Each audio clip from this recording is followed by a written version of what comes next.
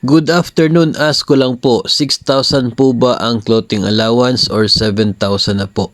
Kasi po may nabasa po ako na 6,000 pa din daw ang clothing.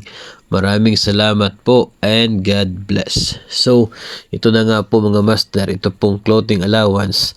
Kasi po, paparating ito, no? Possible po by next week ay maglabasan na yung clothing allowance, and possible naman na sa ngayon, yung iba dyan ay secretly nakatanggap na ng kanilang clothing allowance. So, magkano ba talaga? Kung napapansin po ninyo sa mga previous episodes natin, sinasabi po natin na 7,000. Kasi nga po ay yun po yung approved sa 2024 budget. Ibig sabihin, yung budget natin ngayong taon ay included na doon ang good for 7,000 na clothing allowance. Yun po ay sinabi ng DBM before, tapos na-approve po yung batas. Ngayon, kung titignan po natin sa GAA, ito pong ating General Appropriations Act, meron po tayong mga general provisions. Kung nasubaybayan po ninyo yung mga previous episodes natin before, ay pinakita din po natin yon, no, na kung saan sa Uniform Clothing Allowance, 7,000 po yung nakasaad doon.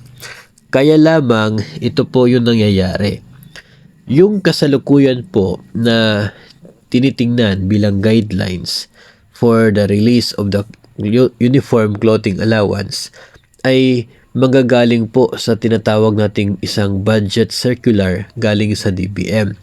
So far, sa ngayong taong 2024 ay wala pa pong budget circular na nailabas si DBM na nagsasabi na 7,000 yung clothing na i-release, at nagsasabi din ng kung sino-sino yung eligible. So baka po kasi magbago ng guidelines, nakapaloob po yun sa budget circular. Pero hanggat wala pong ganun, ay mananatili pa rin effective yung previous. Hindi ko lang po talaga masisiguro kung yun bang National Budget Circular kung saan ay binanggit mo, no, yung pag-release ng budget sa ngayong taon base doon sa mga provisions na approved, ay included doon yung clothing, no? Kasi before, noong naging 6,000 yung clothing, naglabas talaga ng isa pong budget circular sa DBM. So ngayon, magkano talaga? If ever yung agency ninyo po ay titingnan yung nasa approved budget ng GAA, ay possible na 7,000 yung ibigay nila. Kung yung agency naman po ninyo ay tinitingnan yung budget circular, kasi nga wala pang budget circular na nirelease ngayon for that 7,000. Kung yun po yung titingnan nila, possible na 6,000 yung ibibigay nila because yung current na budget circular is for 6,000. No? So, depende po, no, kung ano po yung tinitingnan ng agency po ninyo. And hindi naman po nasa akin, no, yung pagsasabi na ano talaga yung dapat i-release nila. No, kasi nga, yun po yung sitwasyon na gusto ko pong ibahagi sa inyo para mas maintindihan po natin kung bakit ganito yung natanggap ninyo, bakit sa kabila naman ay iba. So, ganun po yung sitwasyon.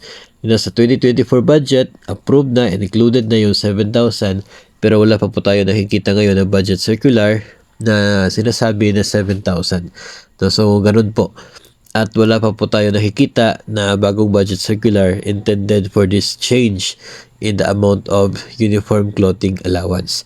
So, si agency ninyo, sila po yung bibigyan natin ng power to decide kung saan po yung pipiliin nila. Pero kung kayo po ay bibigyan ng 6,000 ngayon, tapos maglalabas po ng budget circular doon sa 7,000, patigurado po ibibigay pa rin sa inyo yung 1,000 na kulang, kasi nasa budget naman po yung 1,000 na additional, included na po sa 2024 budget, included po sa approved ng atin pong mga mababatas at pinirmahan ng atin pong Pangulo.